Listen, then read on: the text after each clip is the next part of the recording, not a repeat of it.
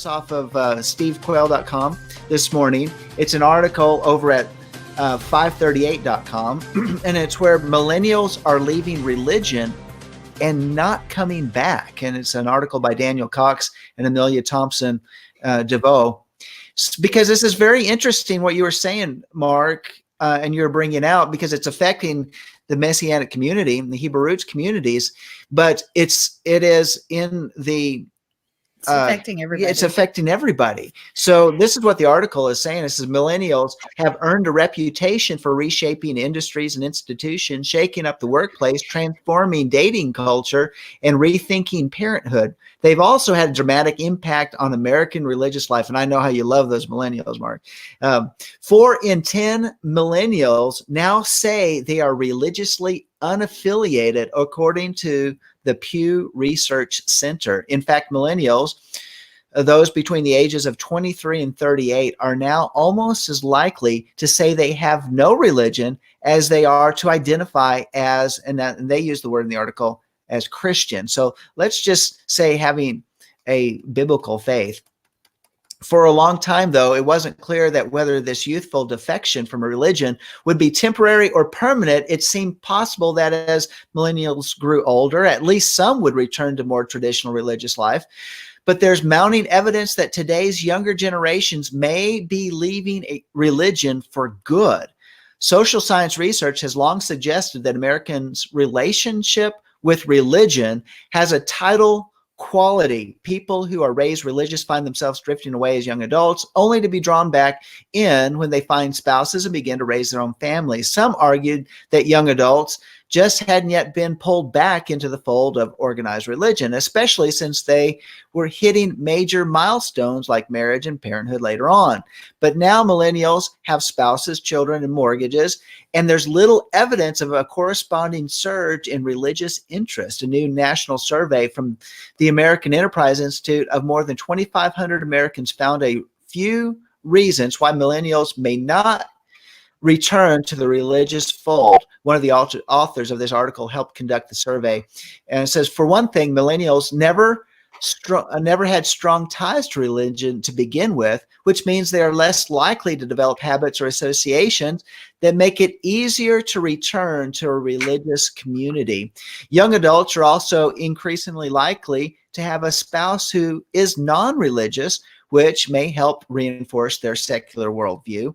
And changing views about the relationship between morality and religion also appear to have convinced many young adults that religious institutions are simply irrelevant or unnecessary for their children. So these are some of the things that this article is talking about. It is about an exodus from organized religion, and where there's been simply a definite shift between the baby boomers to the millennials. And so millennials may be symbols of a broader societal shift away from religion, but they didn't get started on their own. Parents are at least partly responsible for the widening generational gap in religion, in religious identity and beliefs, and they are more likely than previous generations to raise their children without any connection to organized religion. So anyway, let's throw it on the table. There's more in this article that's interesting, but that's kind of the gist of it. And Sandy, what are your thoughts? Well, I think you should go to Mark first, but I like what the article says later, is that a parent's religious identity can do a lot to shape a child's religious habits and beliefs. And we know that, and shame on us, shame on our generation, shame on us, because we weren't, let's be honest, the passion and the living it out has gone by the wayside from generation to generation. And here we are. So yeah, Mark, jump in. Yeah. Mark, jump in there. And okay. I'm actually trying to look up here and see, there's an article on Wikipedia that says list of generations, and I'm trying to look and see. Take me off full screen. okay. Thank you very much. All right. Yeah, we're good. Thank you. Yeah. No, it's interesting. Yes, you're right. I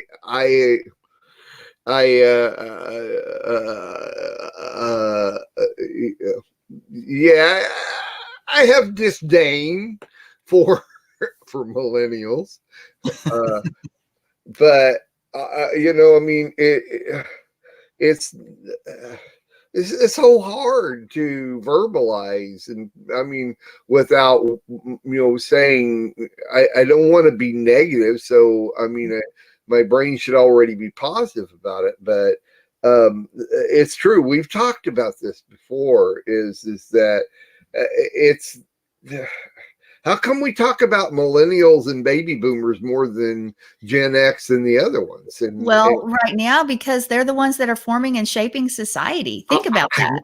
I know, but these are the leaders that are being raised up. Well, they're not. If baby boomers are 23 to 38, they're already leading. I mean, not baby boomers. Millennials. If millennials are 23 to 38, that means they're already leading. Oh, I get that. I get that. I'm just saying that I don't know why. I need to know why this generation 23 to 38s that are right now, why are they the way that they are? And I have my own opinion on it, but I think this is the reason. The reason I haven't even given a reason.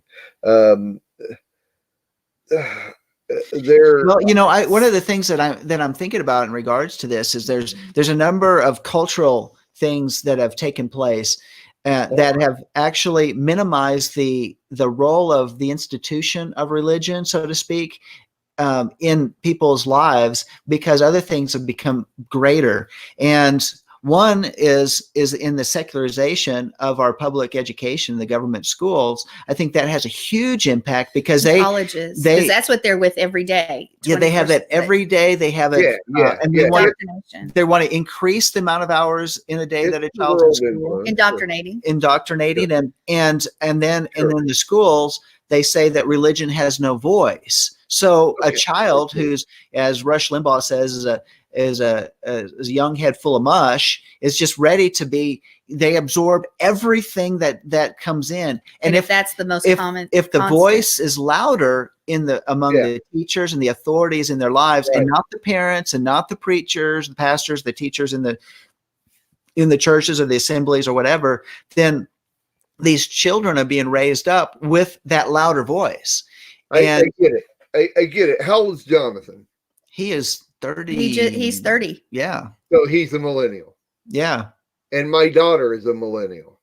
Yeah. But they were raised. Yeah. See, Yah was a constant part of their life, and they weren't raised in the school system. Well, that's true too. Yet still, Sandy and John, there are a massive amount of other kids that I know personally, homeschooled, millennials, and messianics, and they're not following the Lord, and I know their families. I know their parents are people that are serving God to the max, right? Still today, and were when they were raising their kids, yet their kids have decided not to stay with it. Maybe they, like I say, they do lighting the candles. So I don't get it. I understand the influence of the world. I understand that each individual person has lived through a life of their own, so they come in contact with different influences than, say, Jonathan or my Sarah, who are a man and a woman of God, unsurpassed by other people that I know. That's what I say. Both those millennials are a man and woman of God, unsurpassed by other men and women of God I've ever known. But I don't know. I'm just saying that I think it goes individually more than a mass quantity type thing. And I of course, we know the world has changed. The cultures of the world in every society around the world has changed since we were 23 to 38. So we know that, and it's changing drastically. It constantly comes to my mind where the scripture, I don't know where it is, but I've been told, I don't even know if it's in the Bible, but I've been told it's the scripture, that in the last days, knowledge will increase. And I'm real sure it's in there somewhere. I just don't know where. Yeah, Where's Dr. Scotty? Daniel refers to that. But knowledge will increase.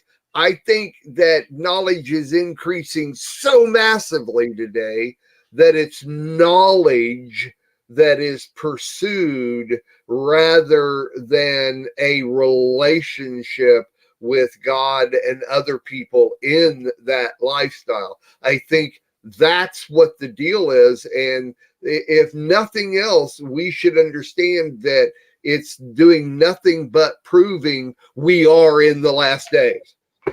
Yes. Well, but even like you said, even in our communities, in the ones that we see a lot, is that knowledge is pursued over anything else in the Torah community. It's the new knowledge, the new nugget, the new thing that nobody else knows, rather than worship, rather than yeah. Oh, I see. I get what you're saying. Yes. That's true. Even on those that are pursuing the Lord, yes. And it's empty because what's the point? Well, I get it. And this is something that we've been talking about at Life of Worship and a little bit on Walking in Spirit and Truth, shameless plug, on Tuesday nights, and it has to do with what Paul says over in 1 Corinthians chapter 2, where he says, talking in this letter to the 1 Corinthians. By the way, keeping in mind, I like what Maria Merola says, because it's something that I've said a lot, is that the New Testament is a commentary on the Torah.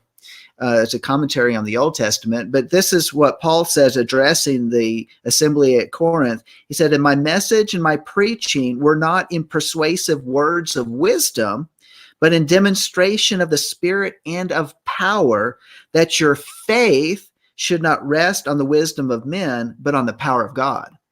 Now, here's a guy that's a rabbi trained in the highest of highest of all of the rabbinical work, under Gamaliel at that time, and Gamaliel. And then think about this. So here he's saying, I don't want your faith be rest on this extensive knowledge that I have. I want I want it to be tied to the power of God, so that it's based on, more than just the pursuit of knowledge. Yeah. And I wonder is that what organized religion has done? Is that what's happened in our Hebrew roots and our Messianic communities, is that we've pursued the knowledge, and yet we didn't even follow what one of the major writers of the New Testament, the Brit Hadashah, has did in his own ministry, and that was to say, look, I can bring you persuasive words, but you know what? Those words will fade away. But if you have an encounter with the living God, then your life will be changed forever. And I'm just wondering, is that what's affected in America? We've watered down religion to the point that there's nothing, there's no hook. It is just a procedure of liturgy. Yeah. And some people are drawn to that. I remember a college friend that he loved going to a specific denominational church and the hymns and stuff. And I'm like, I can't do that. I have to have these. I don't relate to the hymns. I relate to the praise choruses and the more modern worship. That's what captivates my heart. And yet worship was big, but the even more importantly is the foundation of our faith is based on a living encounter with God, which is supernatural. And I'm just wondering, is that what is really lacking? Are we lacking that within our own families? Because even families that brought their kids up in going to an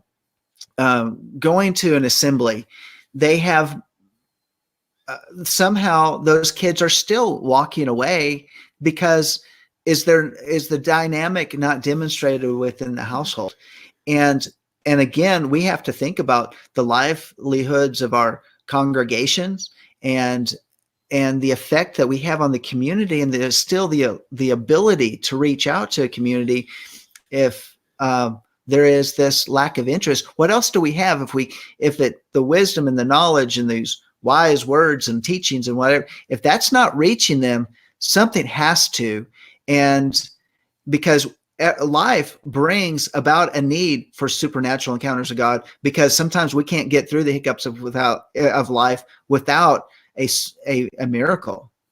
And what are we doing? Have we missed that? Have we lost that somewhere? I mean, those are just some things that I'm thinking about. And well, real quickly, I know we need to go to the next segment, but I'm trying to write down notes as I'm thinking, because I want to listen and I want to respond too. Yeah. What I hear, and I think where it is a Berean balance. The Bereans were the ones that went and searched everything out. They're the ones that needed to know everything, how the knowledge and how to use it and the wisdom and everything. But there's a Berean balance. There's nothing wrong with wanting to search those things out and to learn the Hebrew words and the meanings of them and everything. But there's a balance there that needs to be used. Now that you're learning these, apply that to your understanding of how to use it and where it applies to you personally and corporately within the body of Messiah. Yes, there's got to be a balance there, and I think that's a good point. Good point. Each different person has a character, okay, and that character will tell you whether or not they're going to go a certain way.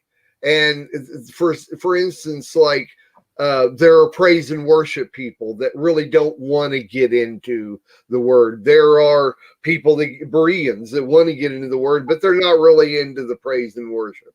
And there are, there's so many different aspects of this that there has to be a balance. Doesn't mean that you can't put one thing away and not and I've been a teacher of this. There's nothing wrong with being a sheep.